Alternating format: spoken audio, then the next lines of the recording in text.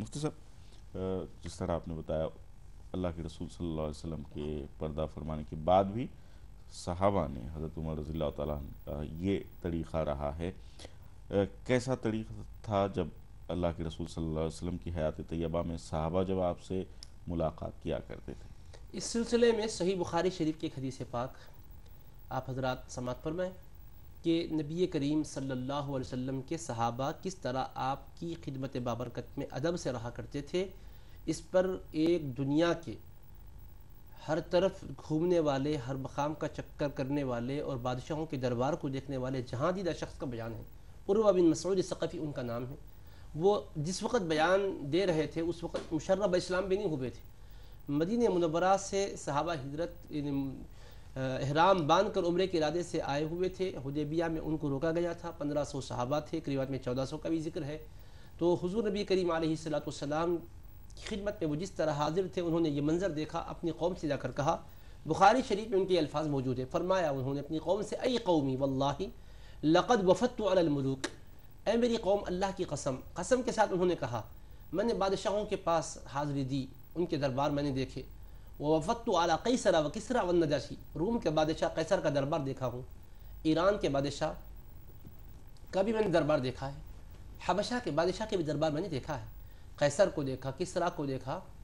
نجاشی کو دیکھا، واللہ ان رأیت ملکا قط يعظمه اصحابه ما يعظم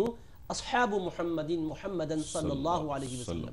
اللہ کی قسم میں نے کسی بادشاہ کے پاس ایسا نہیں دیکھا کہ اس کے اصحاب اس کی ایسی تعظیم کرتے ہوں جیسا کہ حضور علیہ السلام کے اصحاب حضور پاک علیہ السلام کی تعظیم کرتے ہیں۔ تو سب سے پہلے انہوں نے ان کے تعظیم کے عنوان کو ہائی لائٹ کیا اور کہا تعظیم اس طرح کرتے ہیں، فواللہ ان تنخم نخامتا الا وقعت فی کف رجل منہم فدلک بها وجہہ وجلدہ، قسم بخدا جب وہ ناک صاف کرتے ہیں تو ناک سے نکلنے والا پانی ان کی ہتھیلیوں میں آتا ہے، وہ اپنے چہروں پر اور بدن پر مل لیا کرتے ہیں۔ یہ کوئی دیوانوں کی بات نہیں ہو رہی ہے، صحابہ کی بات ہو رہی ہے۔ عرش عظیم کے مالک یہ منظر کو دیکھ کر بعد میں آیت اتار رہا ہے، لقد رضی اللہ عن المؤمنین، اللہ ان مومنین سے راضی ہو چکا۔ تو جن پر اللہ کی رضا کا اعلان ہے، ان خوش نصیبوں کا عمل یہ ہے کہ نبی رحمت علیہ السلام کے ناک کے پانی کو بھی چہروں پر مل رہے ہوں، اور دیکھنے والے دنیا کے وہ